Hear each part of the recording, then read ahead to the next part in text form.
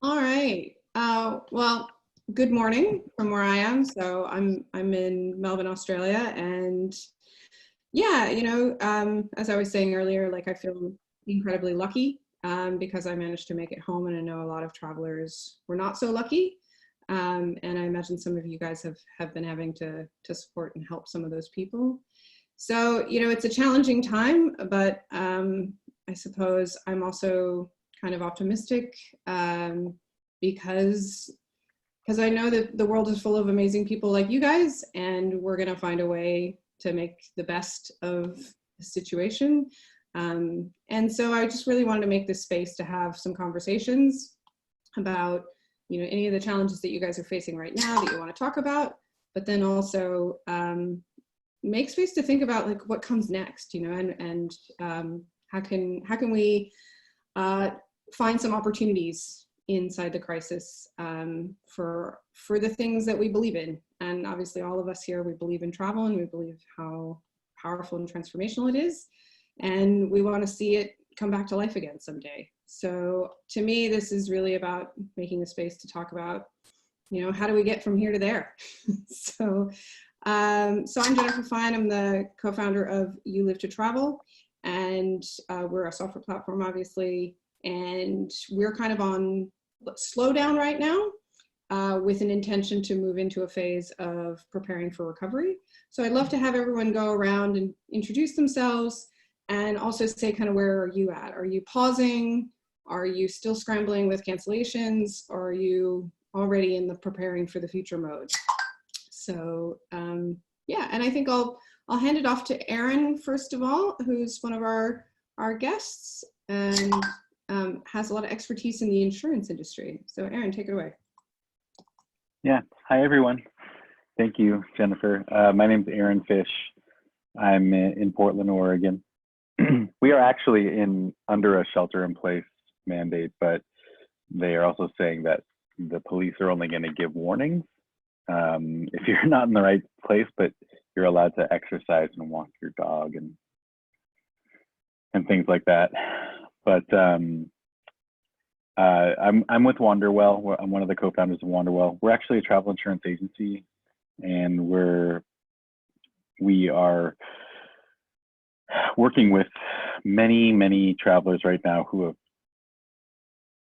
most of them have been forced to cancel their trips. Most of them, it's not the case where most of them have actually voluntarily canceled their trips, which is actually beneficial to them when it comes to either getting a refund on their travel insurance. So, but I'll get back to that in a minute. We are in a space where we're just early in customer service mode, which we always are, but there are barely any travel insurance sales coming through right now. However, there are a handful that have been reaching out to say, hey, I'm still traveling this summer. We're going to Tanzania, or we're going to Brazil, or wherever it might be. And people are booking trips. And I think that is a good sign, not really necessarily about the industry, but also about people's optimism for kind of moving forward and getting to a place where they feel comfortable traveling again, but also hopefully traveling with a different mindset.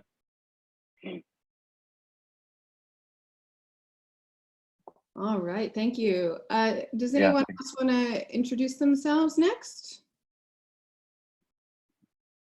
I think I saw Ben on there. Do you want to jump in?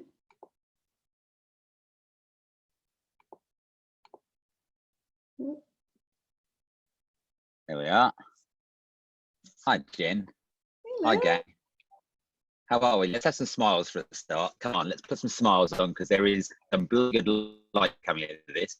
And we've just got to find it, that's all. And I want to change a bit of terminology because I'm fed up with self-isolation and all these negatives. I want to start talking about hibernation, because for me, when a bear gets out of a cave at the end of a winter, he's got a voracious appetite and he wants to digest and eat and just get out there and explore the world. So hibernation is what we're going for.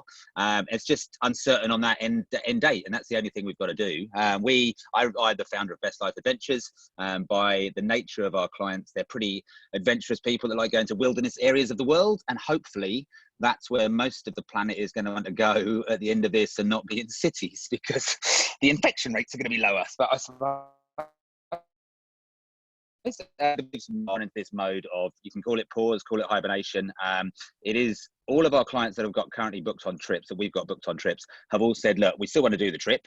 We're just going to lift it, move it, stick it in a new slot in the calendar and make it happen. And it's really good. I think that all of the airlines have, certainly the ones I've dealt with, have just said, you've all got the ability to do that. We still want to travel. We still want to fly you there. And our clients want to go and do that. So as long as we can get through this holding pattern, which in a way opens up a whole, scope of opportunity for us to work on our businesses, not in our businesses. And I've now spent the last week not doing admin for the first time since I started the business, which has been really quite nice in a way. I've got rid of the cancellations and I've done the postponements and I've done the standard EDM that no one wants to open and read because you get 5 billion a day. And I've gone through that phase and I now feel like I can start to create all the packages that we do with you on YouLi, that we do on our website, and make sure they're all tidied up and everything is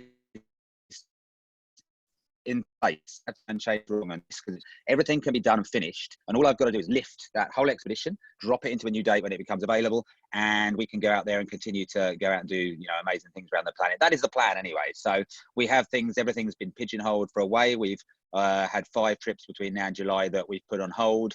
We've got 1 in July that they're still optimistic they're going, but I doubt they are.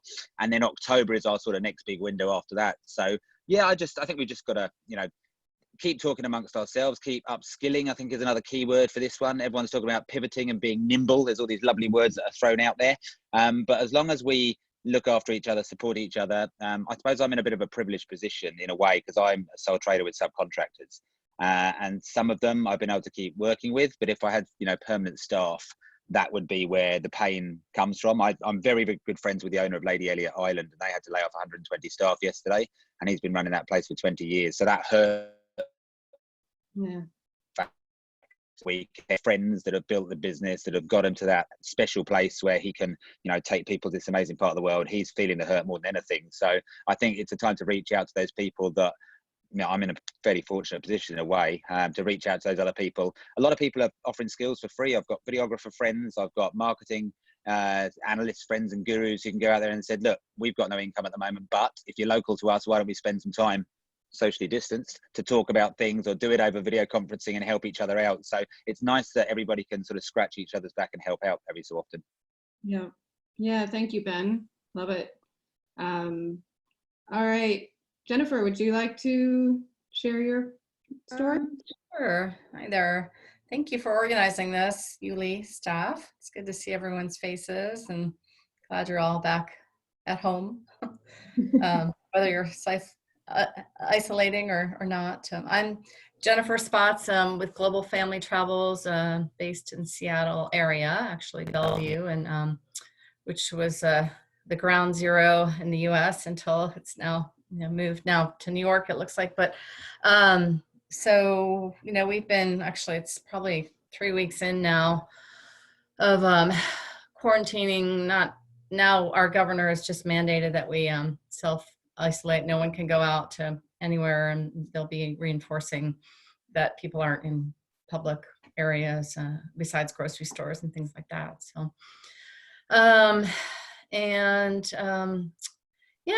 besides the shock, after getting over the shock and disbelief of what was really happening, we've taken some time to look at my business, and actually using YouLi, kind of looking at a website audit, taking advantage of auditing our language and what we're using and how we're telling our stories, and really telling stories about people and the soul of a destination versus selling trips right now.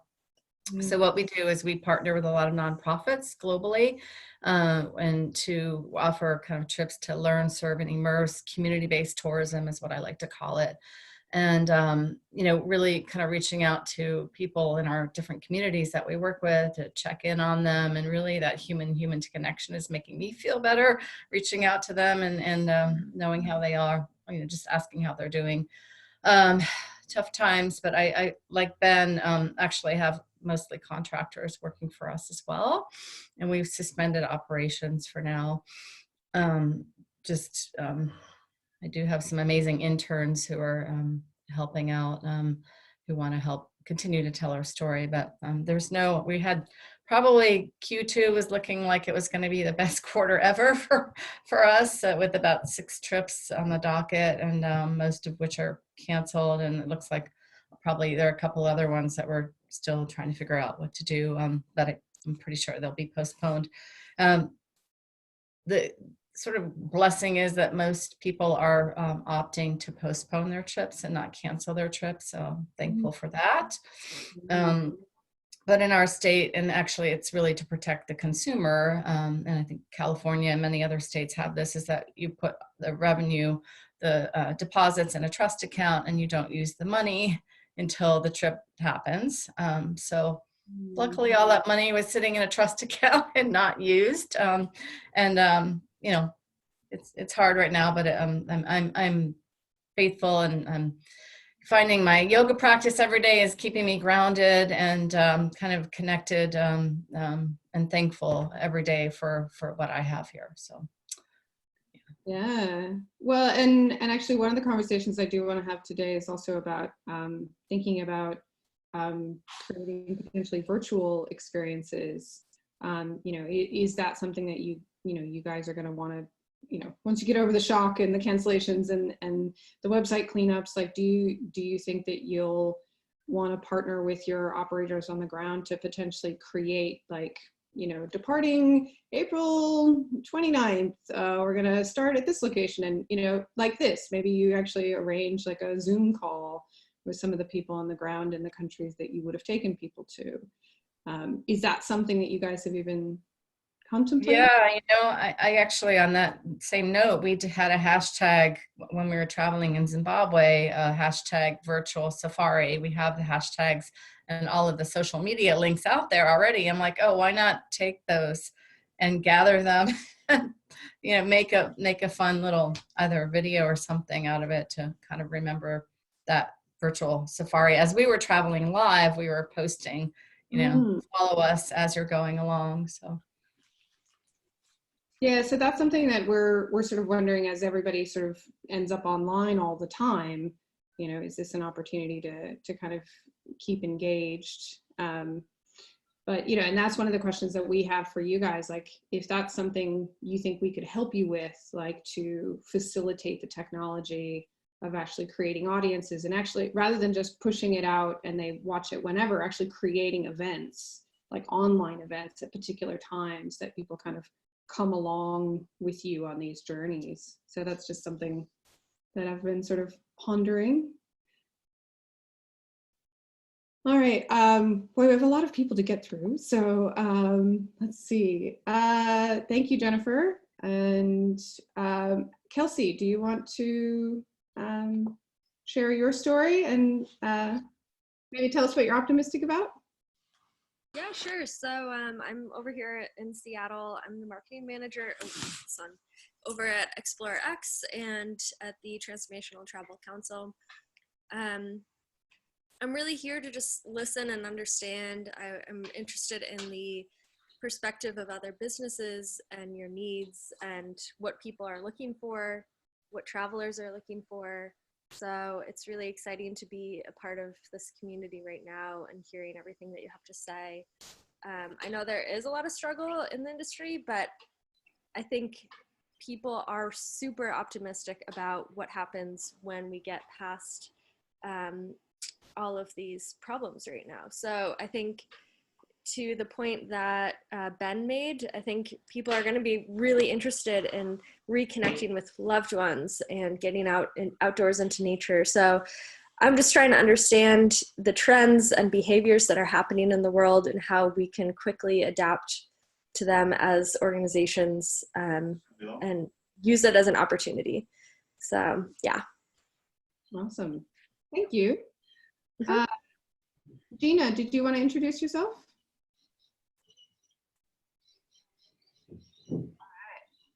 Go for it. Sorry, I just unmute myself.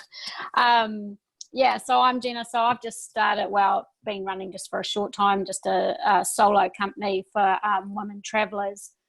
And I've postponed or rescheduled the Thailand tour we were actually having next month. And as of Monday, I actually cancelled our Bali one as well.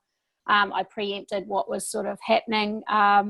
New Zealand has gone into a level 4 lockdown as of today. So that's no essential services are to be operating anymore for the next 4 weeks. As a country, we've been hit particularly hard with our tourism. There's been massive layoffs already. So I think it's a bit like you've all been saying already. It's pivoting and changing and seeing where we can keep the industry alive where we can, because it's going to, for smaller places, it's going to take a long time, I think, to bounce back. But I'm very lucky the ladies that were booked to come on my tours, all but one has just rescheduled to come. I just offered them a travel credit, so that's made me feel really, really good about that. So I just think it's, keeping the goodwill within your customers and clients at the moment is one of the things I'm trying to focus on. And then, just trying to put some positivity. We're seeing so much negativity at the moment, so it's trying to, just keep some positivity going. And I think those who want to travel will come back. So just got to get through this next bit and work as a whole world to get through it. So wishing you all the best of luck too. Thank you so much. And actually what you just said made me wonder, do you think it's actually going to be like local travel is going to come back before international travel? So I've just got a little bit of noise going on here. For New Zealand, we rely on a lot of international tourists. So as far as the economy here, we'll be hit quite hard. Luckily, the 2 tours I were going to do were that I had just currently booked were overseas. Again, one of them to Bali, they've been hit incredibly hard. Like even before it got this bad, I've got friends over there who I operate with, and they were already laying off a lot of staff.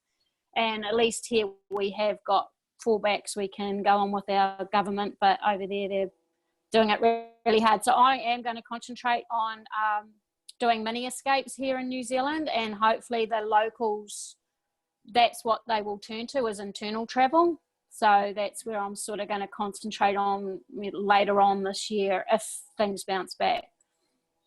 Well, and it's interesting, and this is a question really for everyone, but just thinking about postponing and thinking about the effect of that from an insurance perspective. So if something is postponed, like at some point maybe they cancel, like what does that do in terms of an insurance claim? Erin, can I throw that hard one at you? Yeah. Yeah. It kind of depends on the insurance carrier. I found that some carriers are being quite proactive. A few of them are being proactive in reaching out to insured travelers, whether they were currently on a trip or were going to be on anticipating a trip that was coming up, and saying, hey, if you need to cancel, here are the ways that you can cancel your insurance and get a refund. Some of them have been very proactive about that, but there are some stipulations. So the primary underwriter and administrator we work with, they did that, and we reached out to all of our customers, giving them that information, saying, if your travel supplier or travel planner or travel retailer, however you look at it, has canceled your trip, meaning that you didn't voluntarily cancel it, which that also changed within the past week too, because of more travel restrictions. So in some terms, basically everyone's trip was canceled. So if the trip was canceled and they received a refund, then they could cancel their insurance for and get a refund for their insurance. So we've been facilitating a lot of those recently, especially within the past since yesterday. And then some of the carriers are also saying, if you are postponing your trip, you can give us the new dates and we will migrate your insurance policy to the new dates. And we won't charge you anything, except if you have an additional charge or a change to your itinerary, whether it's an added trip cost or if it's a longer trip, then you might have to pay the difference but we'll let you migrate it, no problem. And that is actually something that I've seen is very standard anyway, even when we're not in a crisis like this. If you've been forced to change your trip, they'll often credit you. And not every carrier will do Can I that. clarify on that point there? Yeah.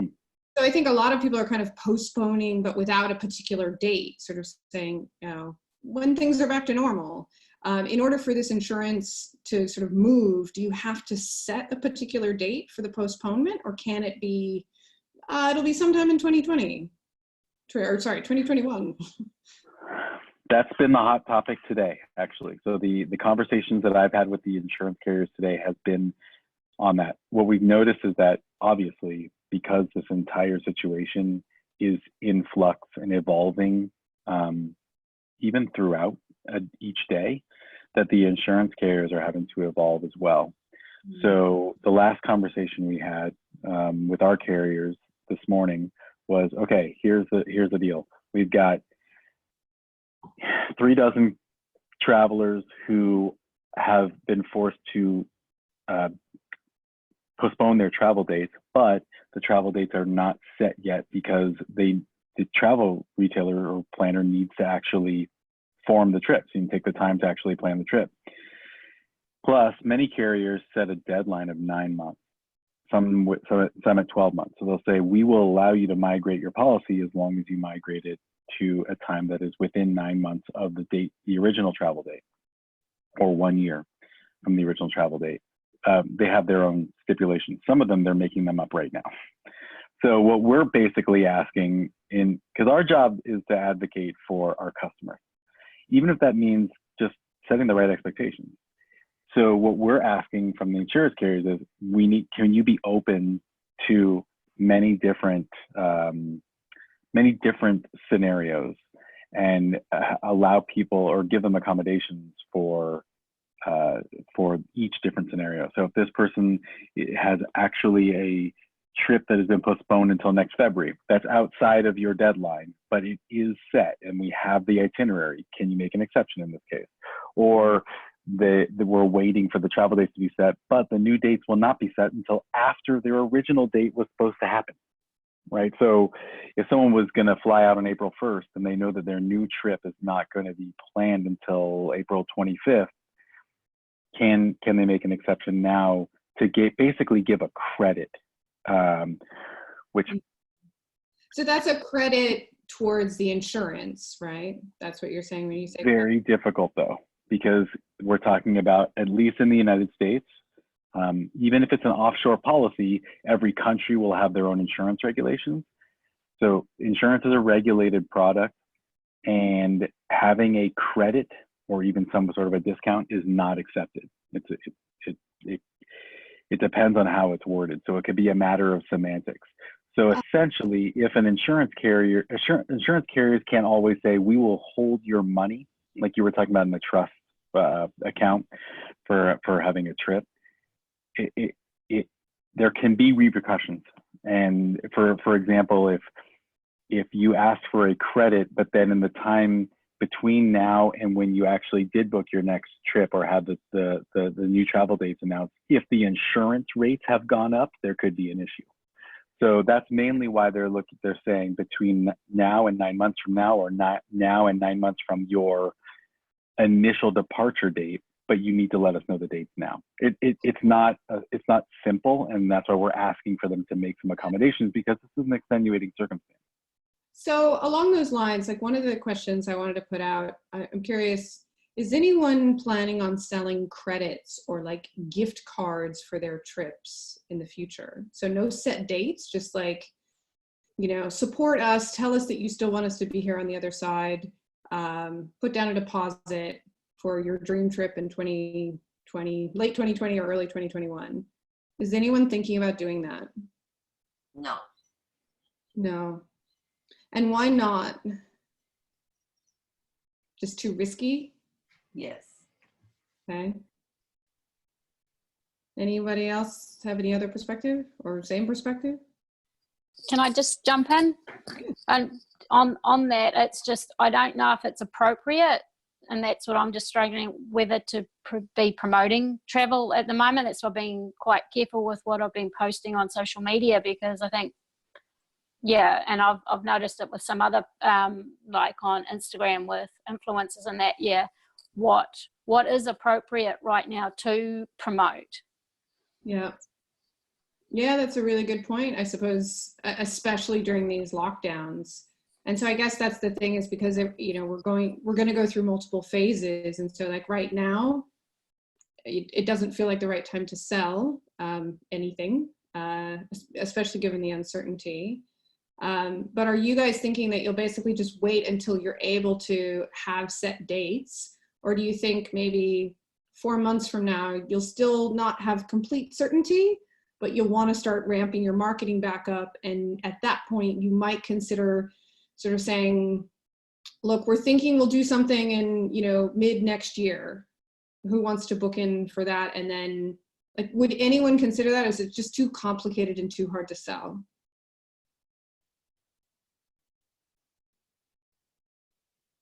Oh, Jan, you're on mute. Go for it. It's definitely too complicated for us, and I think there is no certainty. And I think, again, with our audience, it's more that everyone's hurting economically. Asking them to commit makes it quite messy. I just wanted to keep everything clean and refund everybody immediately, and in good faith, because I know of another operator and they haven't done that. They've offered vouchers, they've offered like 6 different options, and we've had feedback from those clients saying they weren't happy. They wanted their refund back. And this guy pushed back and he said, well, no, I'm giving you all these options. You're going to send me to the wall if you don't. So, you know, so we're keeping it clean, and we're just doing what we think is the honourable thing for us and our presence in the market. Yeah. Jennifer, did you want to say something? No, like I said, we're just telling stories about people and not selling travel right now, just because it's just hard to, I mean, obviously being mindful of there's going to be a lot of people struggling in our community, and we're going to focus first on, we've launched some local, what we've called compassionate community tours that we did a soft launch of, but we're going to basically do something more in partnership with the tourism industry to kind of support our local community first, and before we focus on big trips abroad, at least start that way. It's closer to home. I have a feeling a lot of people are going to want to stay closer to home, like Ben said. So, you know, Alaska, maybe Cuba, maybe Costa Rica, but those are just a few places, you know, not the big ticket items that people have to stay for. Yeah. So you're thinking that you're probably, when you do get started again, you're going to be sort of starting with smaller things that are closer, so not as expensive to fly to, and also just feels a bit safer. Safer, and also supporting our own local community. I mean, it's the devastation, the aftermath of this. I mean, now even, we have a big homelessness population in Seattle, and you know, it's hitting people who rely on that paycheck to pay their monthly, you know, rent. And just looking at that, how we can use tourism, you know, the impact travel model of how we can use tourism as a force for good to support our local communities. And so thinking about that in terms of kind of reaching back out to people, like when it does feel like the right time to offer new products, and even the local ones, what are your thoughts in terms of, like, what do you think is going to be different on the other side of this? Like, do you think it's just going to be the same thing, but, you know, smaller, local, that kind of thing? Or is it going to be, you're going to have to provide that much more assurance or insurance? Like, what do you guys see as being kind of the challenge of convincing people to travel again? Or do you think it's just going to be, they're going to be so, you know, full of cabin fever that they're ready to go. I think there could be a mix of both.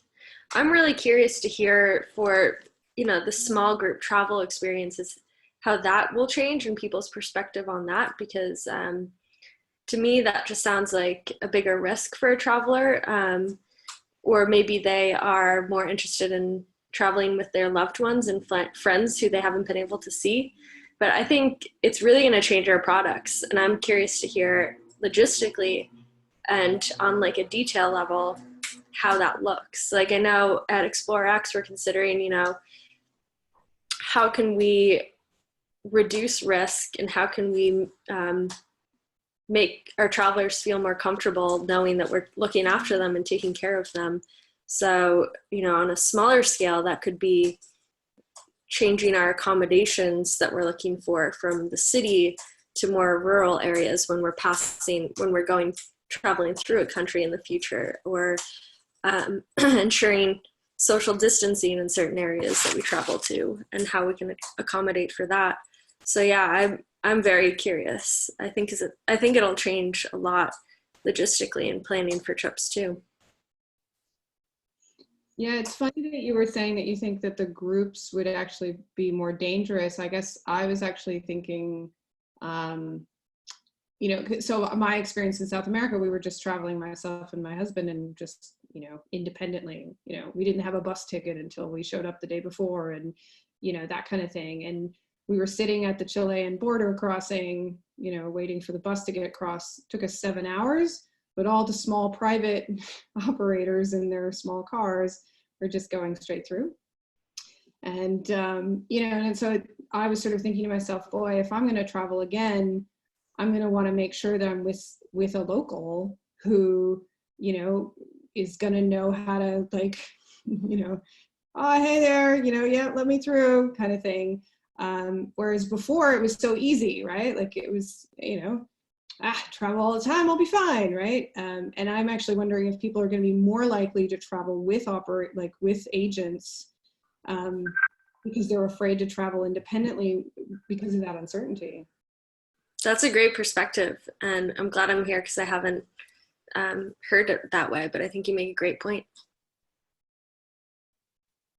I'm noticing something that I didn't, that I kind of wasn't expecting, but we've had, when to piggyback on my thoughts about if you have to, well, basically a lot of people were able to cancel their flights, right? Because there were so many, because the airlines were being very flexible and lenient and really working with customers. There were a lot of people I don't even know how many, I had to cancel 4 flights myself, in which the airlines just said, no change fee, you're good. We'll let you cancel. We'll put it all into your wallet, or we'll refund you completely. However, so many people who booked through a third party, forget it. They weren't able to do it. I probably have worked with close to 30 people who booked their trips through Kayak or Trip.com or whatever it might be. And in those cases, the third parties, I didn't know of one single case where the third party said, yeah, we'll help you out. And the airlines, when we were trying to do some work for our customers there and going onto those third party sites, or going onto the airline sites, and the airline sites were saying, if you book through a third party, we cannot refund you. And I'm wondering now how people are going to treat third parties, or how the third parties are going to react as a result of that. Like, are people going to say, you know what, I'm booking through the airline now, I'll search on a third party, and I'll find the flight on the actual airline, and I'll book it through the airline. And what's going to happen as a result of that? I'm just very curious to see how that impacts. And does anyone on this call actually sell flights as part of the package, or do you all tell people to book it themselves? We do some group airfare for groups, but yeah, we don't not a travel agent, but just kind of work with the airline to do group airfare if it's 10 people going. But you're sort of booking through the airline directly on Fortunately not. Yeah. That's an interesting perspective in terms of because I think one of the things that we do is we make it, easier for our clients to support their travelers and kind of booking the right thing if they have to handle it, but then it's up to them to go and pick. And I'm wondering, is that something where we could put some tips in there, which is like, hey, did you know that booking directly with the airline gives you a better chance of a refund? Like, would that be something people would be comfortable having that information be presented as part of your trips, or is that going too far and making too firm of a statement?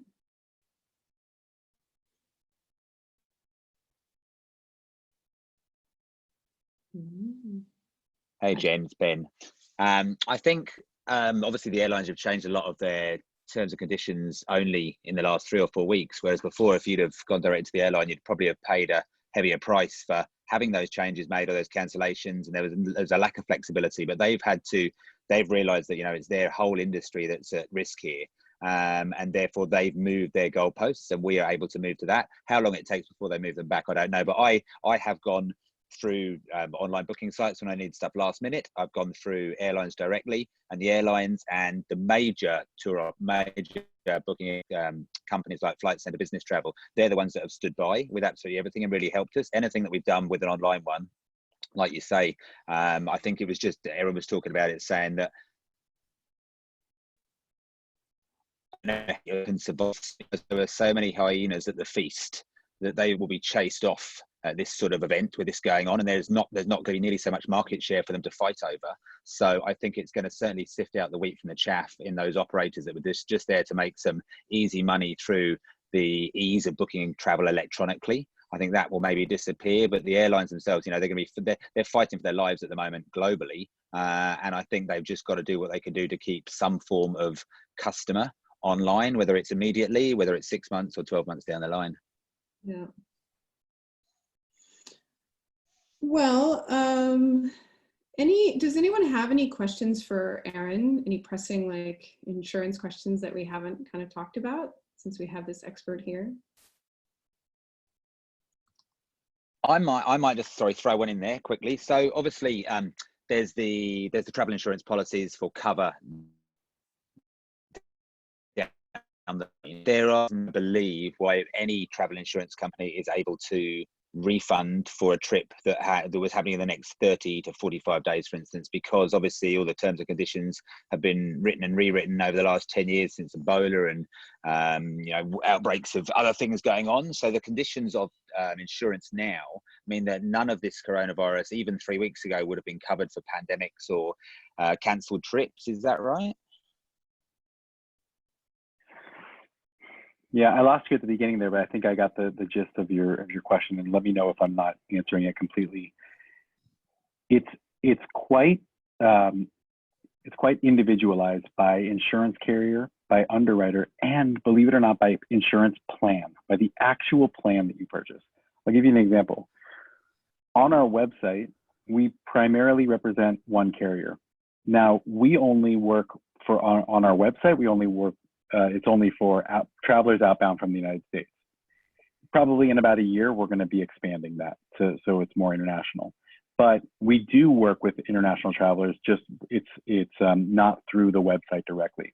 But within the 3 plans that we have that are for domestic or outbound from the United States, one of the 3 actually does have coverage for CDC alerts. So if you purchase the insurance at a time when there is no CDC alert, and then a CDC alert causes you to have to cancel your trip, then, and you have that plan, yes, then you could have coverage for trip cancellation and interruption. But really, I don't know many plans out there that have that. And I don't know how many they're going to have that after this, because sometimes insurance works in that direction, right? For the most part, because they're really trying to hedge their risk. So basically the workaround right now, and in the past month, has been since January 24th, when the insurance companies have determined that coronavirus and COVID-19 is a known threat. That's their words, the known threat or a known event. Think of it like a hurricane that's been named. Once the hurricane's named, you no longer have, if you're buying an insurance policy after the hurricane's named, and you're going to a place that's going to be impacted by the hurricane, you're not going to have the coverage. If you bought the coverage beforehand, yes. So the insurance carriers are pretty unanimously saying, since January 24th, if you buy a policy, it will not have coverage if you have to cancel your trip due to COVID.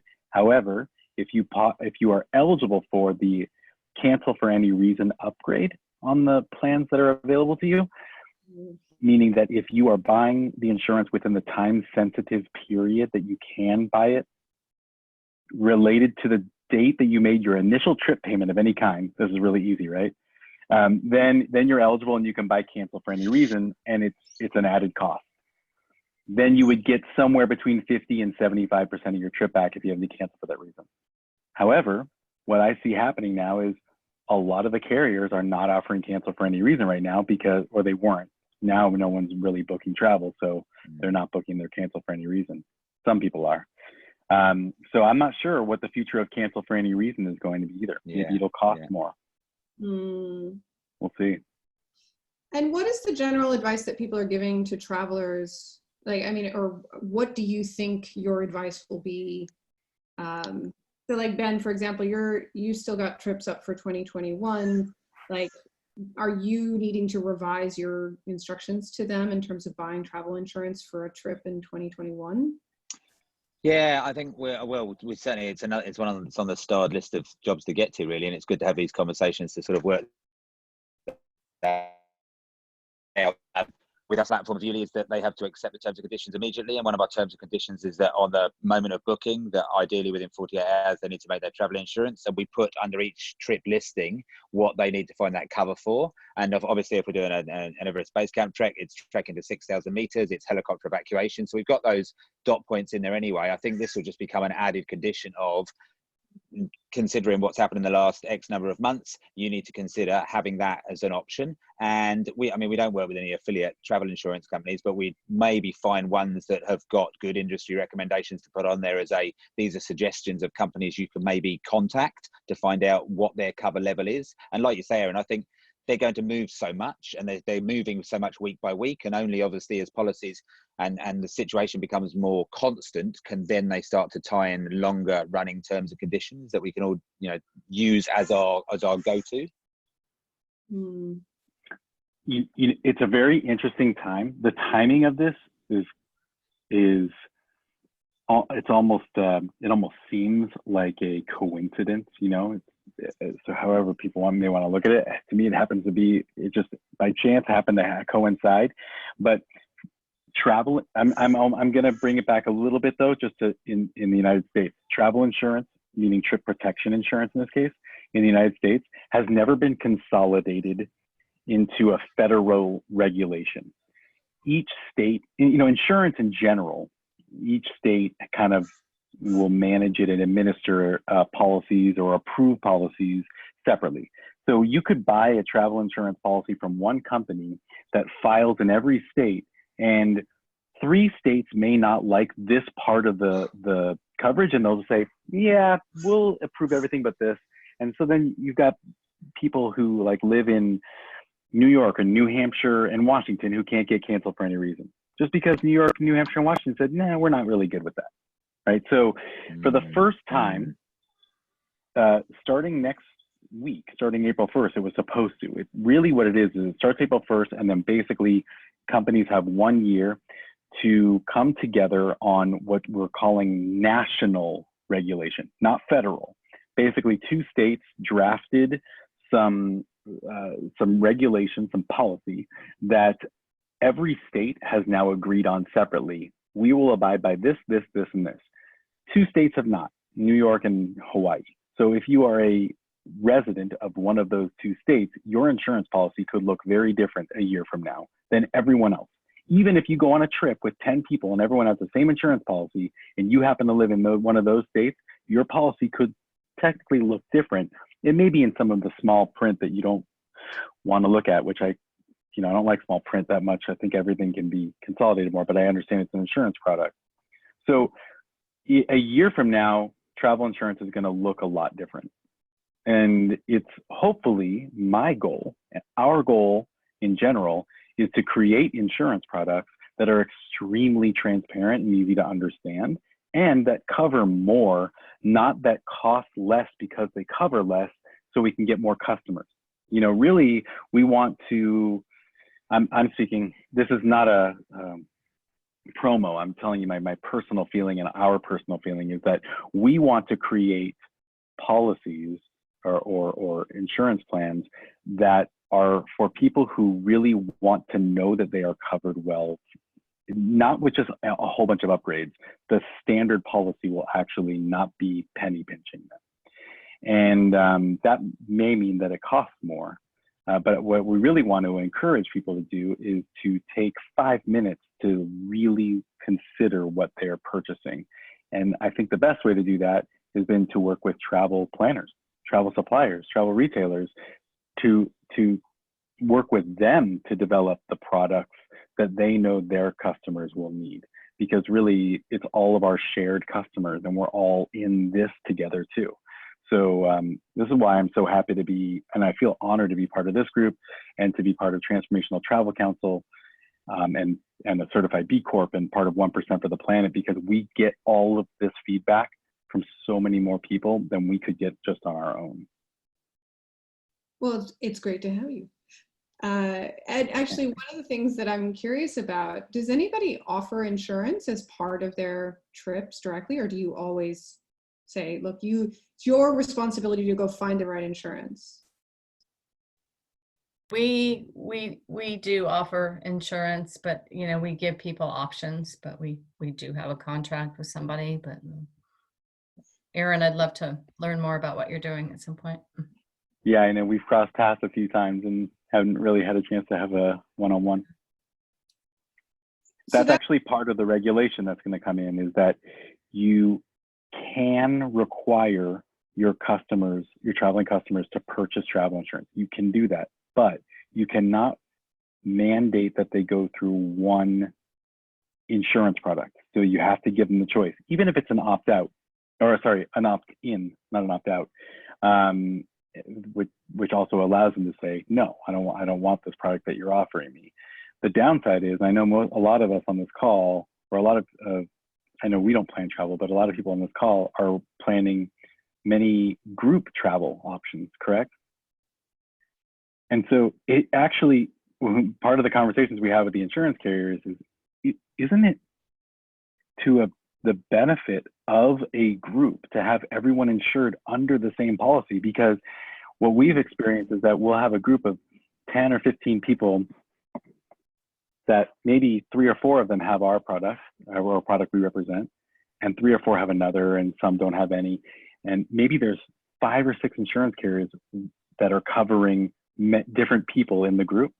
And the advocates for those travelers are you guys, right? Or people who are on the trip going like, oh wait, this is Ben, oh he's with this, okay, we have to call that number. Or this is Callie, oh she's with a different carrier, okay, we have to call. And it's in a time of emergency, it can actually be difficult, and every insurance policy for every carrier has their own protocol. So we're trying to work to make, we're not really sure how it's going to go, because we don't want to require anyone. There's no obligation or pressure to go through us, but we're hoping that it can be a little more formatted so it's easier for each of you guys to know what to do when one of your customers is in need of medical care or needs to cancel a trip or whatever it is. So Ben, you don't include insurance in your packages. Is there a reason you haven't? We have people who have their annual multi-trip policies that don't want to have that. We take people who are 18 to 24. We take people who are 55 to 65. If we were to, I mean, every insurance policy is going to be different just because of the dynamic that's required to get a quote out of it. So it'd be lovely to say across the board that it's going to cost you $150 to come and do this with us. But it feels almost like, I suppose, we are pushing an affiliate partner if we enforce that people have got to go with them, because people will do exactly what you say, and people will shop around and try and find the best deal, and they'll look for the cheapest deal because that's what they think they're going to get the best value from when it comes down to it. And it's the fact that they're a lot covered for what they wanted. So we can make our recommendations, and I've only ever made my recommendations based on good personal experience. It's not because someone's given me an affiliate program. It's because when something's happened at 5,000 meters and I need to get someone out, the phone line with the person on the end of it has offered me a service immediately, there and then, and within 20 minutes, someone's off a mountain, as opposed to, oh, hang on, I'll have to get me to call your manager back, and can you take a bus down from Everest Base Camp? And it's just ridiculous questions that some operators on the end of the travel insurance phone line will give, which mean I wouldn't go back to them again. But the ones that give me a good experience and mean I can help my client out very quickly, they're the ones I'm going to recommend based on their customer service. That makes sense. Does anybody else have any questions or comments on this topic? And we have a couple people who didn't have a chance to speak, so maybe George or Bruno. Oh, hello. Any comments? Hey, Bruno, would you like to introduce yourself? Are you there? He's a silent Bruno? Hello? There may be some technical issues. Okay. George. Hello, can you hear me? This working? Hello, where are you? Hey, how are you? Good. Hey team, I'm in London at the moment. In lockdown? In lockdown, yes. But yeah, all is good. And yeah, it's refreshing to hear yeah, thoughts from everybody around the world and how you're yeah, tackling these problems and looking for opportunities and yeah, finding the balance between the future and now, I guess. Have you do you have any questions on the insurance topic? Not at the moment, to be honest. Just yeah, just the moment. Just yeah, it's nice to kind of hear the. It's nice to hear a voice behind insurance that's really taking into the travelers' kind of yeah, real human needs, I guess.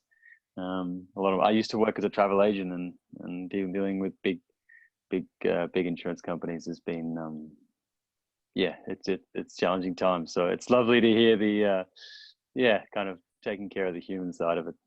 It's been lovely. So thanks for your insight, Erin. Yeah, totally agree with that. Thank you, Erin. Yeah. And I mean, leave that to us, working with the big. Yeah. Yeah. And I suppose, you know, part of the reason why we wanted someone like Erin on the call is because we know insurance is the way that we try to protect ourselves against uncertainty, right? And we are facing probably more uncertainty than any of us have faced in our professional lives and in the travel industry. So, you know, I think we're going to ask more of our insurance companies than they can possibly provide, but I think it's important for us to be educated and, you know, be aware of how they're going to have to change, but also ask them to change. And like, you know, sort of, I think you guys want to share ideas with Erin, you know, things that you think, you know, products that you think should be coming out of the insurance industry to help support the travel industry to rebound. You know, and I think that's kind of what's interesting about this time. So we're a technology startup, so we live in the land of sort of disruption and, you know, kind of the concept of it is like when industries get disrupted, much like when forest fires burn through forests, suddenly things grow that weren't able to grow before. And so, you know, I think the thing that we at You Live to Travel really want to make sure is that as you guys start growing again, you know, we know it's going to be like a little bit here and a little bit there. And what do you need from us? What could we do that we're not doing? And because technology takes time to build, if you could kind of share like not what you need tomorrow, but what you're going to need in 6 months. Because if we can know now, we can be ready for you. So I'll just sort of leave that open and see if anyone has any ideas.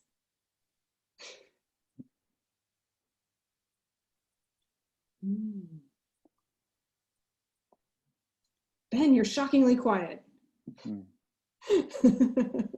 I was thinking, you got me thinking, Jen. Everyone's thinking now. Everyone's pondering because it's a lot of seed sowing that you're doing, which is really good. I think I've taken a few notes as I'm going, but I think from our community, a lot of our clients come from our, within 300, 400 kilometers of where we live in Southeast Queensland. And I think from my perspective, once we have the shackles removed from our ability to go out and do the normal things, which will be not necessarily the hug, but the socialize in a number greater than 2 or 3 people, and to go out and explore nature. Once we do that, we're not looking at anything more than allowing our community to get talking and getting vitamin D and some sunshine and some fresh air. So I think a lot of the stuff that we're going to do in the first few months, once we'll have something prepared, but the first few weeks or days, even after we've had those embargoes lifted, is to say, hey guys, we're going for a walk up this mountain at the weekend, or we're going to